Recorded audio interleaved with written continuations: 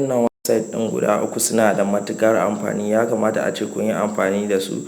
Na farkon shine 123apps.com, kun gan shi nan 123apps.com yana da matuƙar amfani wajen free video, audio and PDF editing tools ɗin. Kuna gani ga su nan audio tools menene da sauran abubuwa dai da dama. Akwai PDF tools, duk yana da tools, yana da matuƙar amfani. Ya kamata a ce kun je cikin akwai file free converter tools. Za ku iya amfani da wannan website ɗin wajen yin abubuwan nan da na ga nan ebook converters da ga nan video converters, page converters. Za ku iya converting ɗin abubuwa video menene da sauran abubuwa dai da dama.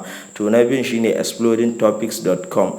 Akwai explodingtopics.com shine na biyu website ɗin da ya kamata a ce kun yi amfani da shi wajen finance abubuwa, internet trade irin su beauty, krypton, ga nan beauty kun ga kamar yadda kuke gani. Akwai abubuwa da ya dama science, special menene, yana da matuƙar amfani before they happen, yana da amfani finance trade. Kun ga yadda abun yake, yana da matuƙar amfani. Wannan website ɗin ya kamata a ce kuma kun yi amfani da shi wajen yin abu.